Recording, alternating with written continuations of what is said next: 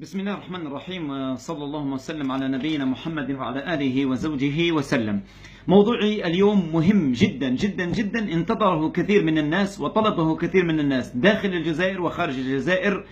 يريدونني أن أتكلم فيه لكن ببساطة وبسهولة. سحر إسقاط الجنين، سحر إسقاط الجنين، سحر الرحم أو سحر العقام. كثير من الناس اليوم يريد كلام بأدلة ومنهجية تعليمية تأصيلية. إذا تكلمنا في هذا الباب، كثير من الدعاة أو الرقاة عبر موقعهم إذا تكلموا في هذا لم يأتوا بالأدلة للناس، لذلك الناس لم يقبلوا أقوالهم. المطلوب مني اليوم هو نقل أبحاثي إليكم وأخذها من العلماء، سائلا الله عز وجل التوفيق. سحر الأرحام. امرأة تزوجت برجل وصبروا لسنوات، ثم ذهبوا إلى الطبيب فقال لهم الطبيب: أنت يا رجل سليم 100%، وأنت يا امرأة سليمة 100%. وانتبهوا جزاكم الله خيرا في فهم كلامي. أنا أقول التشخيص الطبي أولا، التشخيص الطبي أولا، التشخيص الطبي أولا. يعني امرأة تزوجت برجل، ذهبوا إلى الطبيب قال لهم أنتم سليمين جدا جدا جدا، وأثبت الطب بعد الله عز وجل بأن هؤلاء الزوجين لا يعانون من أي مرض. فهذا الظاهر والله أعلم في ثلث الحالات، الظاهر والله أعلم كما قال العلماء والحافظ ابن حجر رحمه الله أن ثلث هؤلاء قد يتعرضوا للسحر. أبدأ من عهد رسول الله صلى الله عليه وسلم.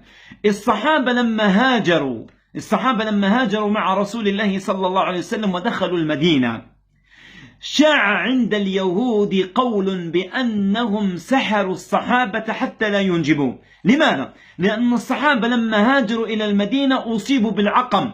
قال الحافظ ابن حجر في كتابه البداية والنهاية، في كتابه الاستيعاب برقم 837. قال الحافظ ابن حجر في كتابه البداية والنهاية الجزء الثامن في لفظ الاستيعاب برقم 837 بالنقل الدقيق. قال حفظه الله: فلما تأخر ولادة الصحابة، يعني لما رحلوا الصحابة إلى المدينة وهاجروا، لم يولد ولا مولود، يعني قعدوا مدة ما زاد حتى طفل، ما زاد حتى غلام. فشاع أن اليهود سحروا صحابة رسول الله صلى الله عليه وسلم حتى ولد أول مولود وهو عبد الله بن الزبير. عبد الله بن الزبير. قال الحافظ ابن حجر رحمه الله: فكبر الصحابة، يعني قالوا الله أكبر، أي بطلت فرية اليهود بأنهم سحروا الصحابة. والدليل أن عبد الله بن الزبير أنجب رضي الله عنهم. الحديث من طريق مصعب بن ثابت، قال: فأبطل الله فرية اليهود على صحابة رسول الله أن سحروهم، فولد عبد الله بن الزبير. وجاء في رواية عن الحافظ بن حجر أن أبو بكر هو أول من حمل هذا الغلام، يعني عبد الله بن الزبير، وطاف به في أرجاء المدينة حتى يبين للصحابة بأن الله عافاهم وسلمهم من سحر اليهود لعنة الله عليهم أجمعين. وإن أصعب سحر اليهود. طيب، المرأة الآن ثبت بأنها سليمة في رحمها، والرجل ثبت أنه سليم في جسمه.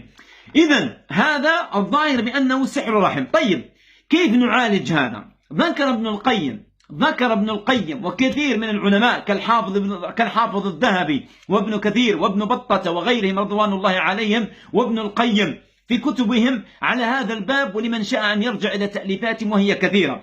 ومن بينها الإصابة لابن كثير برقم 489. كتاب الإصابة برقم 489، كتاب الاستطراد إلى غيره. ذكر العلماء كلاما جميلا فيه ما هو مجمع عليه وفيه ما هو مختلف فيه بين الأقوال، بين الشد والأخذ. لكن أخذت الصحيح من أقوالهم أجمع ما أذكره إن شاء الله تبارك وتعالى.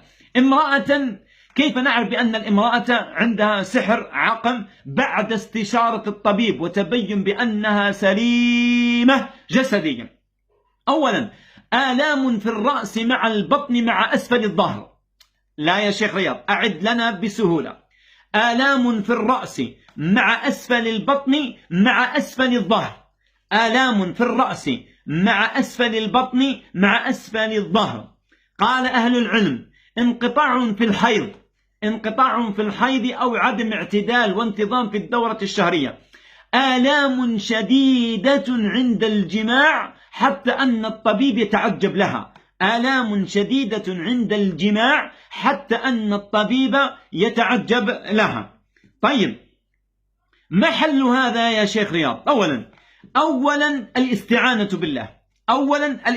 بالله، ثانيا التوكل على الله عز وجل بالرقية الشرعية. طيب، هل الرقية الشرعية وحدها؟ بعض العلماء قالوا رقية المريضة والرجل المتزوجان برقية الآيات السحر وآيات العقم وآيات الإنجاب نافعة، لكن لو زدنا عليها بعض الأشياء. قال ابن القيم رحمه الله: لو أخذ الزوج والزوجة إناء فيه ماء صالح للشرب، ثم أخذوا ورق السدرة ودقوها بحجر طبيعي، انتبه، ليس بالمهراس أو بالروبو، لا، إنما بحجر طبيعي، حجرتين صماءتين طبيعتين، توضع هذه 7 ورقات على الحجرة وتدق وتسقط على الماء، ويذهب بهذا الماء فيوضع فوق النار حتى يغلى ويغطى على هذا الماء الأسفل، ووضعنا السدرة وجبنا بالماء تحت النار وجعلناه يغلي حتى جعل فيه بخار، ثم تأخذه المرأة إلى الحمام وتفتح الغطاء وتقف عليه حتى يتبخر فرجها ورحمها. قال ابن القيم: جربه كثير من الناس فوجدناه نافعا. طيب، النقطة الثانية ذكر الحافظ ابن حجر وأكد عليها، وهذا الحافظ ابن حجر له تجارب عظيمة في أبواب نقل الرقية عن السلف طريقة بإذن الله. المقطع لن يكفيني حتى أذكر جميع الأدلة من الكتب، لأن الكتب كثيرة كما ترون الآن في هذه الورقة، كثير من أرقام الكتب والصحاحة، بداية من سند البخاري ومسلم رحمه الله تبارك وتعالى. الطريقة الثانية أنك تأتي 5 أوراق من كل شجر فاكهة، 5 أوراق من كل شجر فاكهة، من كل نوع 25 ورقة، من كل نوع 25 ورقة، يوضع من كل نوع 5 5 5 5، ويوضع في ماء حتى يغلى، فيغتسل به الرجل وتغتسل به المرأة بعدما أن تبخر هذا الغليان على جسدها، فبإذن الله نافع. فيه طريقة يجهلها كثير من الناس وهي طريقة شرعية. نأتي بإناء أو ورقة مثل هذه، إناء خشب أو ورقة، نكتب فيها القرآن، انتبه، ليس طلاسم وليس شيء، ليس بس كو، لا، نأتي نكتب فيها ورقة قرآنا متصل، يعني بسم الله الرحمن الرحيم، قل أعوذ برب الفلق من شر ما خلق، يعني قرآن مكتوب مش طلاسم، قرآن مكتوب مش طلاسم.